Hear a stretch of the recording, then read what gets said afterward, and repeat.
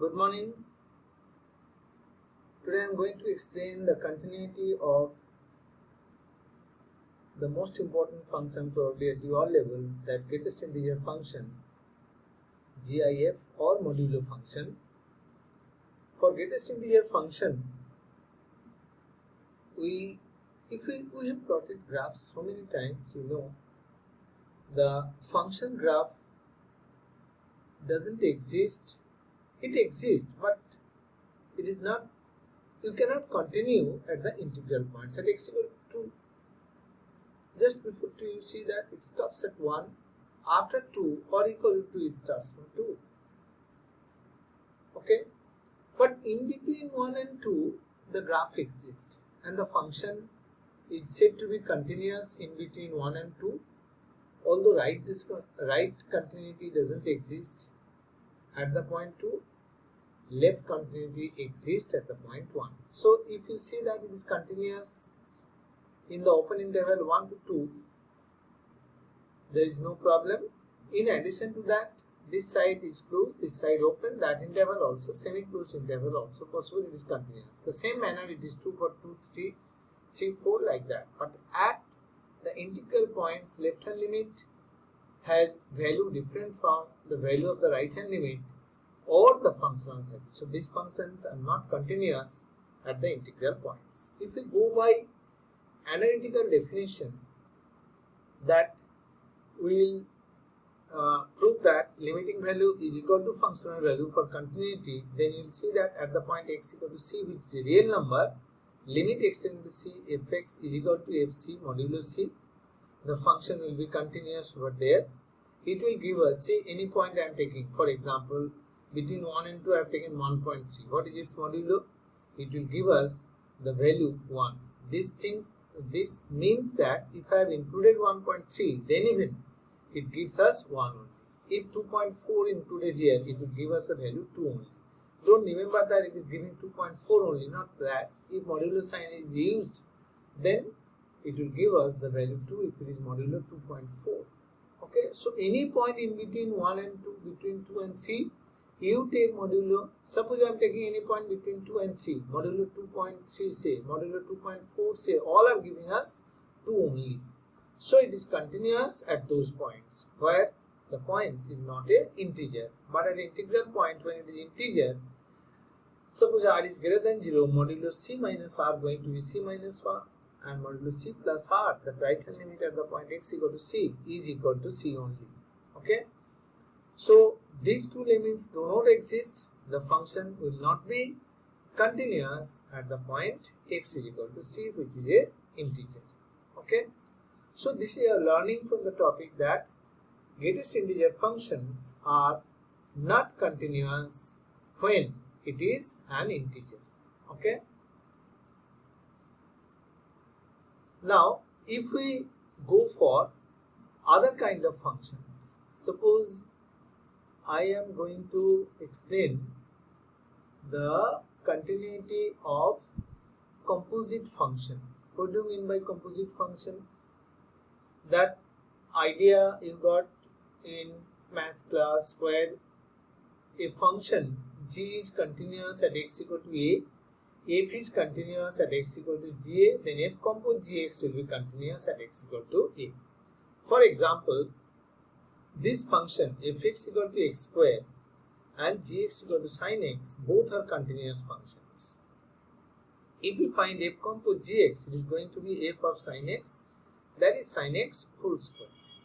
See, from the graph it is obvious that it is continuous over the whole number line. This graph sin of x square is this blue one. Okay. If you find here, if you try to find g compose fx, what is g compose fx here? If you find g compose f of x, g compose fx, this is like this, g compose fx, if we take g compose fx is going to be equal to g of fx is what? X square. This is x to the power 2. This is nothing but this is equal to sine of x to the power 2. Okay. Now here the graph, both the graphs, g of fx sine of x square graph, you can see this red one is sine of x square, this blue one is sine of x whole square, I mean sine square x, both are continuous over the whole number line. This kind of functions are called composite functions, and it follows the definition of composite function that if g is continuous at a, f is continuous at g, then f compose g is continuous at x equal to a. Similar is the case for g compose fx. Okay. Now I am going to discuss a very special kind of function where I'll see that the graph of the function taking the shape of a boat. This actually doesn't exist in mathematics, that composite function, that modulo function, when two or more modulo functions are added, then it will give us the function which will take the shape of a boat. I am showing you one by one that this function, all of you know the function of mod x. Okay, fx is equal to mod x. This function is continuous everywhere. All of you can see that the graph continues up to infinity. Here this graph also continues up to infinity.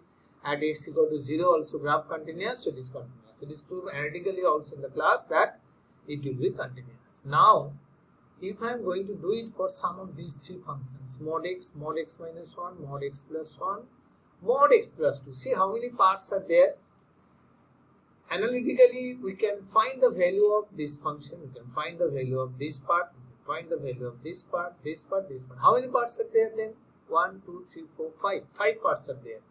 If we compare all these 5 parts, this function is continuous everywhere, even at these points. And see, it is not a boat, but taking the shape of a boat. And very interesting to note that this will take a better shape if we increase number of functions here. Okay. Here again I have taken the I have taken 4 absolute functions. They are added.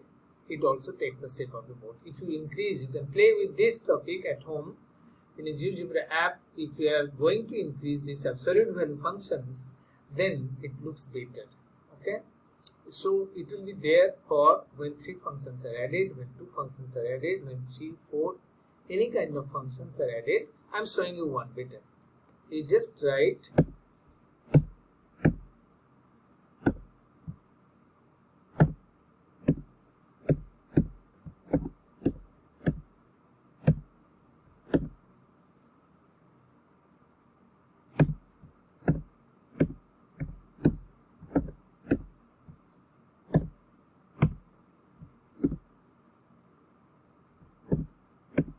how many functions have I taken? X plus 2, x minus 1, x minus 2, x. Take one more. This plus, say I am taking x minus 3.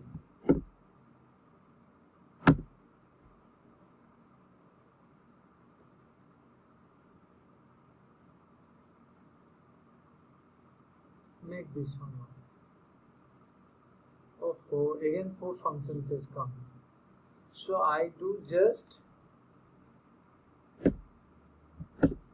px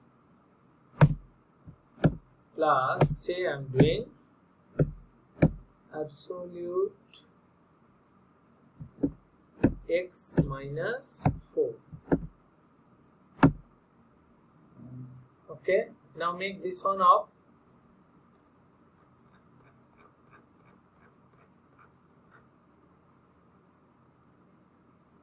I had to take many other values, then it could have got a better shape over there. So this function is also continuous at the extreme points. Okay. So I'm not going to do any experiment with this. Let us go for next one.